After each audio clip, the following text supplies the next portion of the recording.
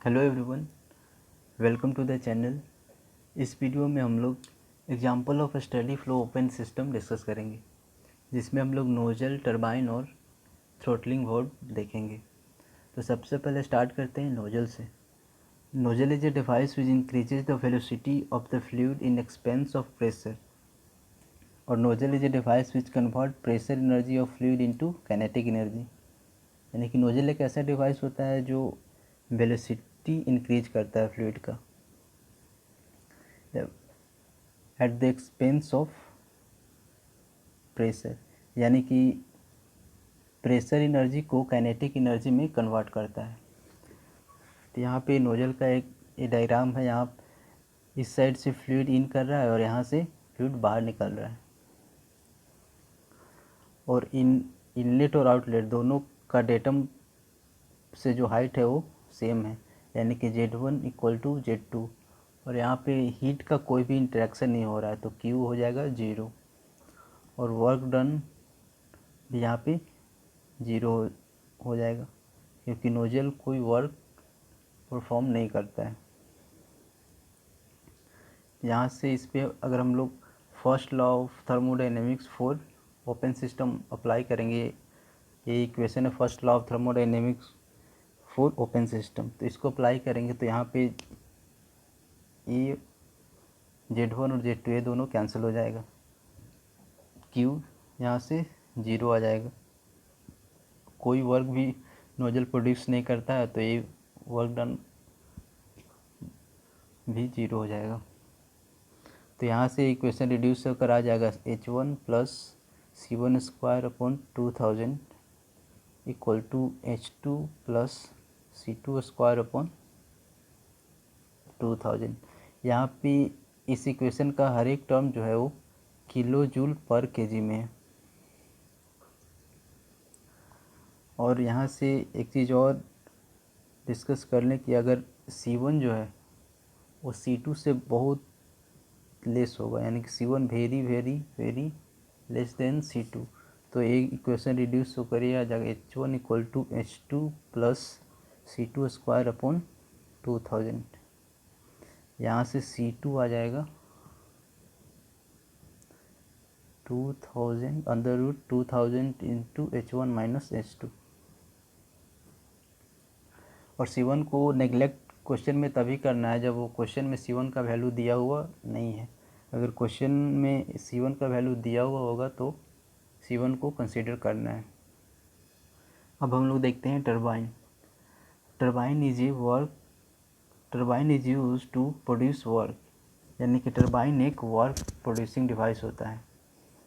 यहाँ पे टरबाइन का डायग्राम है। यहाँ से फ्लूइड का इनलेट है और यहाँ से आउटलेट है, और इनलेट और आउटलेट का डेटम से जो हाइट है वो सेम है, तो Z1 इक्वल टू Z2 हो जाएगा।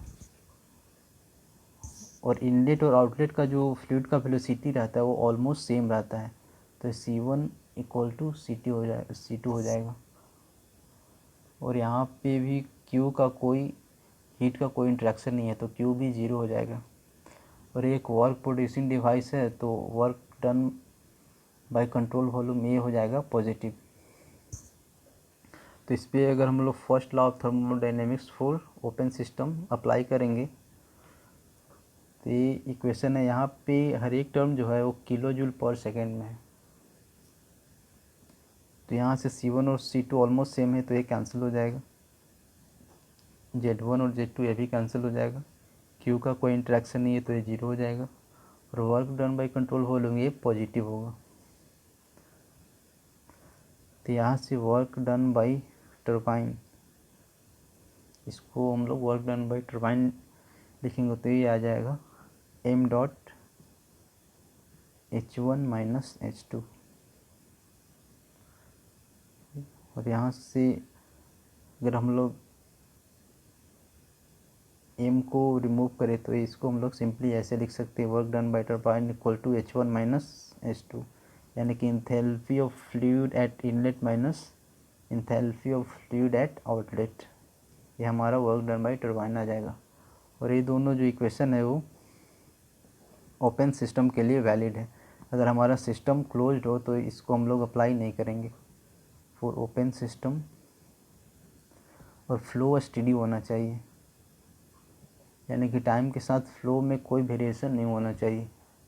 और यहाँ पे इस इक्वेशन में काइनेटिक एनर्जी और पोटेंशियल एनर्जी के चेंज को नेगलेक्ट किया गया है, neglecting kinetic energy and potential energy changes. और यहाँ पे जो हमारा सिस्टम है वो परफेक्टली इंसुलेटेड है, परफेक्टली इंसुलेटेड, यानी कि हीट का कोई इंट्रैक्शन नहीं है।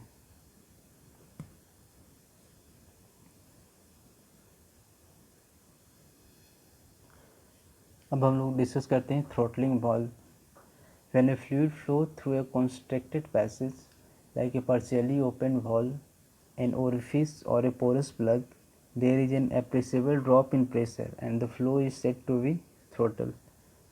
अगर किसी फ्लूइड को हम लोग एक कंस्ट्रक्टेड पैसेज से फ्लो कराते हैं, as for example partially open valve, या फिर फ्लो थ्रू ए ओरिफिस, या फिर कैपिलरी ट्यूब, ये सब जो एग्जांपल है वो थ्रॉटलिंग वाल्व का एग्जांपल है।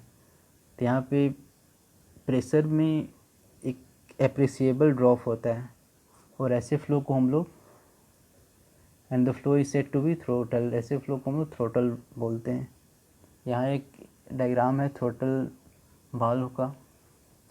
यहाँ पे भी जो डेटम से इनलेट और आउटलेट का जो हाइट है वो सेम है, और जो फ्लूइड का जो फ्लो है उसका जो वेलोसिटी एट इनलेट और आउटलेट ऑलमोस्ट सेम रहता है, और हीट का कोई इंट्रैक्शन यहाँ पे नहीं है, और थ्रॉटल वाल्व से कोई वर्क प्रोड्यूस नहीं होता है, तो work done by control volume ये भी जीरो हो जाएगा। इस पे भी हम लोग first law of thermodynamic for open system apply करते हैं। तो यहाँ से ए कैंसिल हो जाएगा, ए भी कैंसिल हो जाएगा, और ये दोनों जीरो हो जाएगा। तो यहाँ से आ जाएगा H1 इक्वल टू H2। तो इस इक्वेशन से हम लोग ये कह सकते हैं कि throttling is an isenthalpic expansion process. Throttling जो होता है वो आइसेंथाल्पिक एक्सपेंशन प्रोसेस होता है, यानी कि जो फ्लूइड का जो इंथैल्पी होगा वो इनलेट और आउटलेट दोनों पे सेम ही रहेगा। और throttling process highly irreversible process होता है, it is highly irreversible process.